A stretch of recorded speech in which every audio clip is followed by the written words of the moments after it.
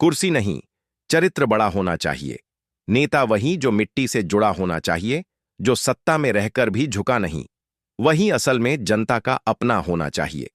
नमस्कार साथियों, यह कहानी है उस दौर की जब राजनीति पद नहीं, जिम्मेदारी हुआ करती थी।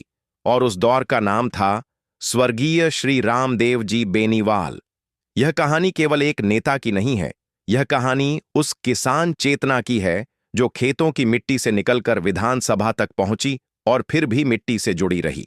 स्वर्गीय रामदेव जी बेनीवाल का जन्म राजस्थान के नागौर जिले के बरण गांव में एक साधारण किसान परिवार में हुआ। वह समय आसान नहीं था।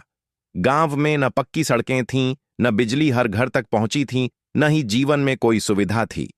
खेती बारिश पर निर्भर थी और किसान का जीवन मेहनत और उम्मीद के सहारे चलता था। रामदेव जी का बचपन इन्हीं हालातों में बीता। खेतों में काम करना, पशुओं की देखभाल करना और परिवार की जिम्मेदारियों को समझना उन्होंने बहुत कम उम्र में सीख लिया था।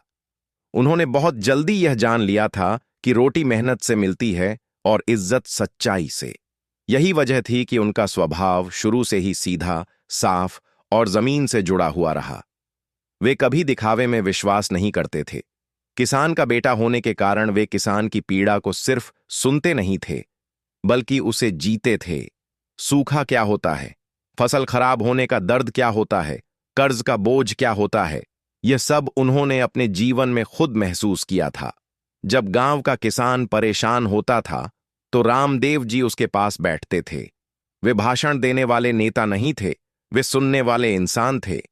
गांव के छोटे छोटे काम, लोगों की समस्याएं, पानी की दिक्कत, रास्तों की परेशानी, गरीब की मदद, यह सब करते करते वे बिना किसी पद के ही गांव के नेता बन चुके थे।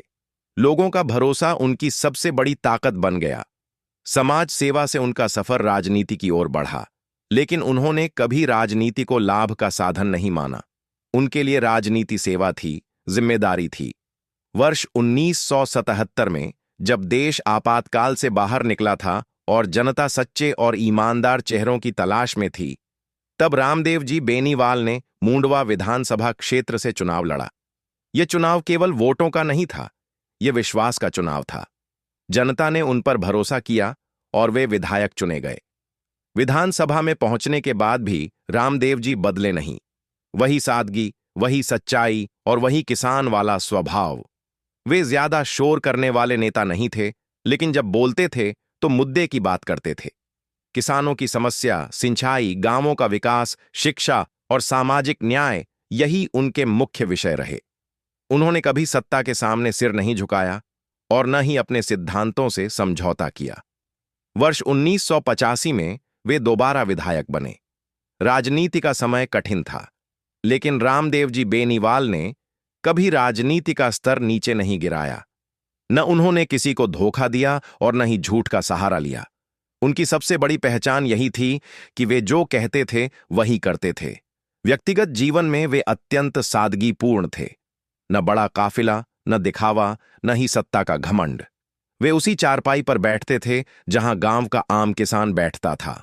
आम आदमी से उनका रिश्ता दिल का था, औपचारिकता का नहीं। यही कारण था कि लोग उन्हें नेता नहीं, अपना मानते थे।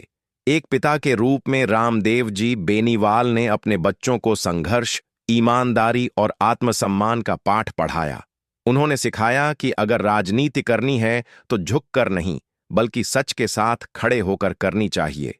उनके इन्हीं संस्कारों की छाया आज उनके पुत्र हनुमान बेनीवाल की राजनीति में साफ दिखाई देती है। 12 नवंबर 1998 को स्वर्गीय रामदेव जी बेनीवाल इस दुनिया से विदा हो गए, लेकिन उनका जाना एक व्यक्ति का जाना नहीं था। उनकी अंतिम यात्रा में उमड़ा जनसैलाब इस बात का प्रमाण था कि वे केवल नेता नहीं थे, वे लोगों के अपने थे। गांव गांव से लोग आए, आंखों में आंसू और दिल में सम्मान लिए। आज भी नागौर और राजस्थान की राजनीति में रामदेव जी बेनीवाल का नाम सम्मान के साथ लिया जाता है। वे याद दिलाते हैं कि राजनीति कभी गंदी नहीं थी, उसे गंदा किया गया। वे याद दिलाते हैं कि अगर नेता मिट्टी से जुड़ा रहे तो जनता उसे कभी नहीं भूलती। किसान पुत्र राजस्थान चैनल इसी सोच को आगे बढ़ाने का प्रयास है। यह चैनल सत्ता की नहीं, सच की बात करता है। यह चैनल किसान की आवाज है, गांव की सच्चाई है और उस राजनीति की याद है जो सेवा से चलती थी। अगर आप चाहते हैं कि ऐसी कहानियां जिंदा रहें, अगर आप चाहते हैं कि किसान की आवाज दबे नहीं, तो किसान पुत्र राजस्थान को जरूर सब्सक्राइब करें, क्योंकि यह चैनल नहीं, किसान की आवाज है। जय किसान, जय राजस्थान।